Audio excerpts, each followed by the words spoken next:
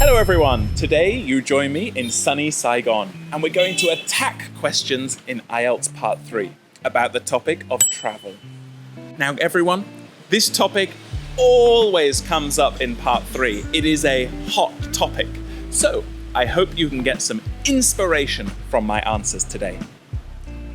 Without further ado, let's start with question number 1. What do people need before traveling to another country?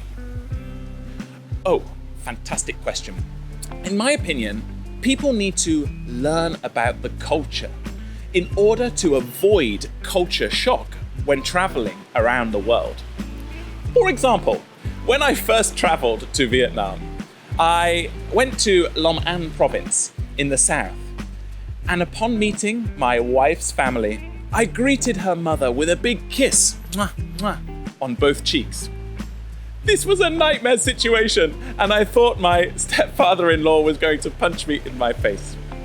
Moreover, we must learn the language in order to effectively communicate with people, and indeed to learn about the nuances of the language, to be able to develop your understanding of that country. Number 2, who likes to travel more, old people or young people? Well, from my personal perspective, definitely youngsters, because they have more passion and energy to travel and discover new places. Moreover, youngsters have better mental and physical health. For example, I recently traveled to Fanti Pan Mountain in the north of Vietnam in order to push my physical boundaries, and thankfully I managed to scale the mountain. However, old people also love to travel because they have more time and money due to the fact they have retired. In the future, I hope when I am old, I can travel around the world. Number 3, why do people go on holiday? Well, this is a fascinating question. Please let me think for a second. I think it depends on age. Younger people love to travel in order to practice their English with foreigners from throughout the world, and indeed to understand the nuances of the language by practicing face-to-face with people from different walks of life. In contrast, older people love to travel in order to relax and unwind and spend quality time with their family and the people they love most in the world. For example, many older people in Vietnam love to travel to Canada in order to discover that place and experience the freezing cold weather.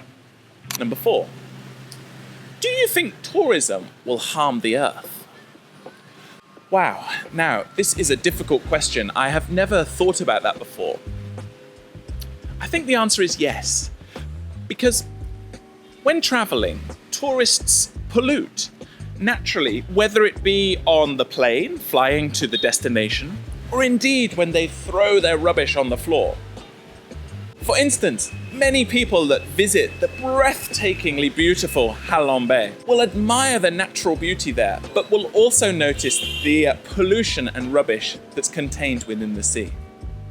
However, I believe in the future, ecotourism will become even more popular in order to reduce this problem.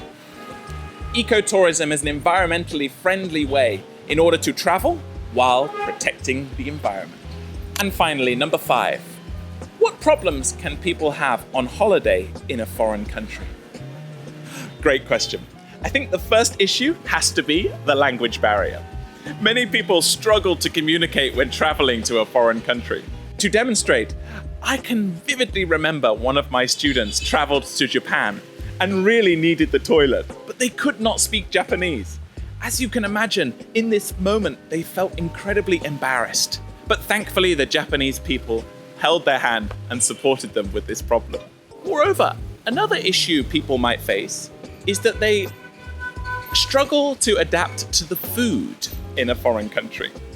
For me, when I first arrived in Vietnam, I was a bit nervous to try some of the local delicacies such as hot vịt lộn and com tam. It's a totally unique cuisine, and although it is incredibly mouth-watering, it can be a little bit overwhelming to foreigners. So guys, I hope you enjoyed listening to those part 3 answers and they gave you some inspiration for your part 3. Remember, try to follow a cohesive structure. Part 3 is about having an argument, giving 2 sides. Yes, because of this, no, because of this. It's really important that you structure your answers. Moreover, in part 3, try not to go off topic. The examiner may interrupt you at certain points. This is okay, but try to read the body language of the examiner. Are they ready for you to stop now, or do they want you to continue? As always, guys, talk about your personal experiences, especially with the topic of travel. Don't be afraid to use humor and make the examiner smile. Please leave a comment down below with the topics that you find most difficult in part 3, and I will answer them in my next video. Hit subscribe and like, guys, to show your support. Thank you for watching. Bye-bye for now.